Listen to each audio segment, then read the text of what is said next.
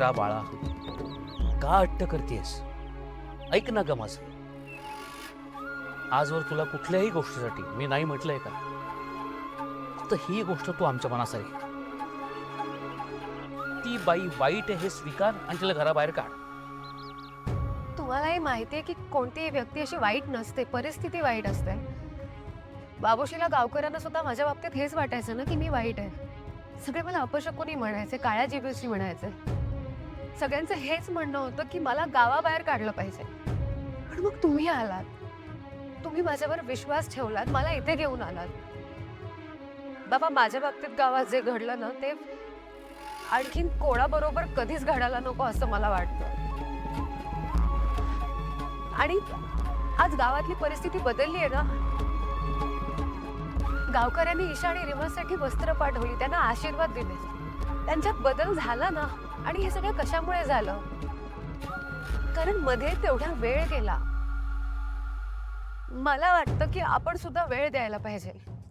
बाबा, थोडा वेळ देऊया मैथिली मावशींना. मला खात्री आहे सगळं नीट होईल.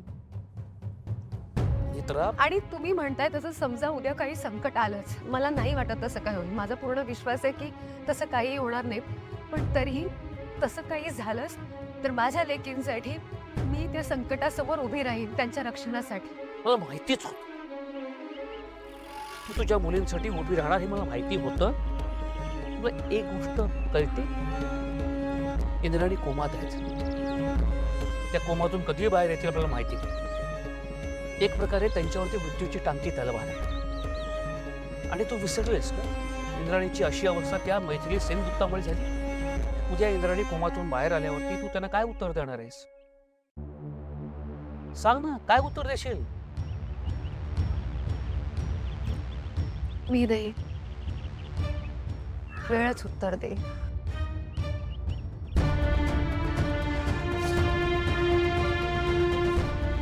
तुम्ही आत येताय ना?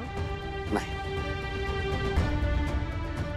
बाबा, तुम्ही जर आत नाही आलात तर मी यांना स्पर्श सुद्धा करणार नाही. नाही, तू ऐकणार नाहीस.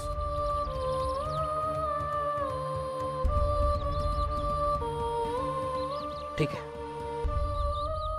चल. हा, थोड्या वेळाने देऊया. बस झालं. हो, काय कोण बघताय? रीमा माझ्याकडे बघते.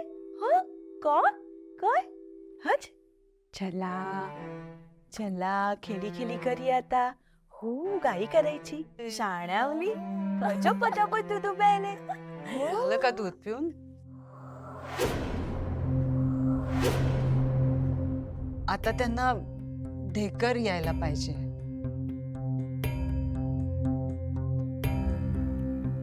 जसं खाद्यावर घेतलं ना की येईल, मग बरं वाटेल. पता नाही होगा ना, घरात कोणी नाहीये ना मोठं दुसरं. सिंपल है, मैं बताती हूँ. इजी है वो. हात लावू नका बाळाला.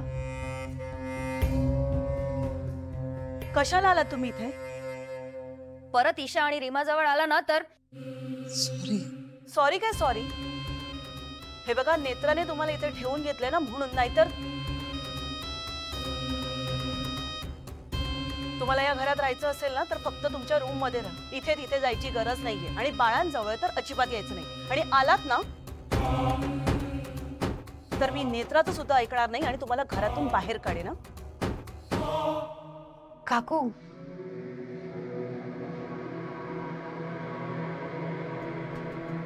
मैं सिर्फ बता रही थी. काकू, काय झालं? एवढ्या का चिडला आहात? हे बघ, या बाईला समजावून ठेव. सांग बाळांजवळ अजिबात यायचं नाहीये.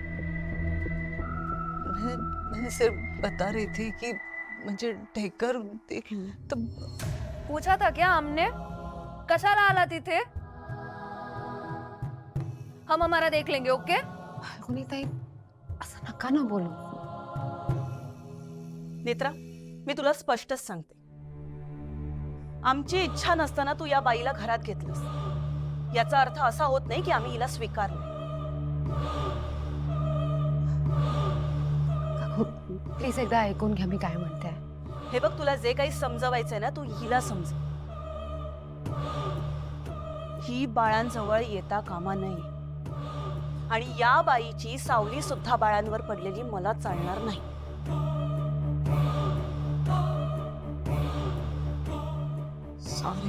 सॉरी तर मी माझ्या देवी आईवर अविश्वास दाखवते असं होईल. नाही नेत्रा, मला मला कोणाला त्रास नाही द्यायचा. प्लीज समजने की कोशिश कर. जरा पास झाला आता, पुरे.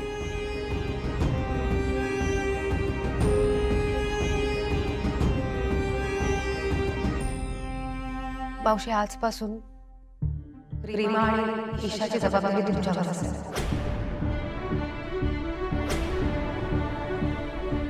तुम्ही या दोघींना सांभाळायचं, यांची काळजी तुम्ही घ्यायची. एक आजी आपल्या नातीवर जसं प्रेम करेल तसं प्रेम तुम्ही यांच्यावर करायचं.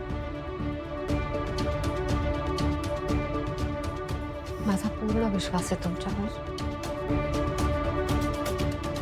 आणि मला खात्री आहे घरातल्या इतरांचा विश्वास सुद्धा तुम्ही लवकरच जिंकाल.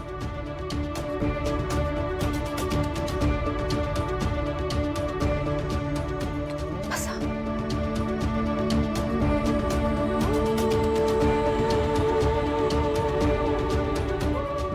रीमा, ईशा, आजीला सांगा असं रडायचं नाही.